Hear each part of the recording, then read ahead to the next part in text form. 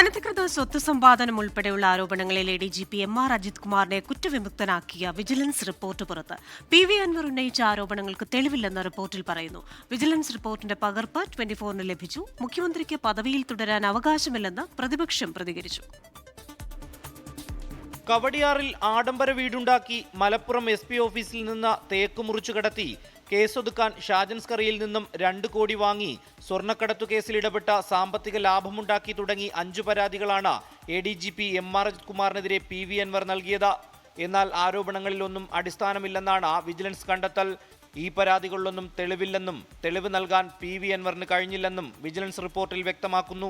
ഭരണഘടനാ വിരുദ്ധമായി പ്രവർത്തിച്ച പിണറായി വിജയന് മുഖ്യമന്ത്രി സ്ഥാനത്ത് തുടരാൻ ധാർമ്മികമായ അവകാശമില്ലെന്ന് പ്രതിപക്ഷ നേതാവ് VD സതീശൻ പറഞ്ഞു. ഇല്ലാത്ത അധികാരത്തിന്റെ ദുർവിനിയോഗം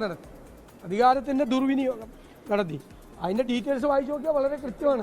പിണറായി വിജയൻ ആഭ്യന്തര വകുപ്പ് ഒഴിയണമെന്ന് രമേശ് ചെന്നിത്തലയും ആവശ്യപ്പെട്ടു. പിണറായി വിജയൻ ആഭ്യന്തര വകുപ്പ് ഒഴിയേണ്ട, ഇതിന്റെ അടിസ്ഥാനത്തിൽ ആഭ്യന്തര വകുപ്പ് ഒഴിയുകയാണ് വേണ്ടത്. MR അജിത് കുമാറിനെ കുറ്റവിമുക്തനാക്കിയ റിപ്പോർട്ട് കഴിഞ്ഞ ദിവസം വിജിലൻസ് കോടതി തള്ളിയിരുന്നു. റിനു ശ്രീധർ, 24, തിരുവനന്തപുരം.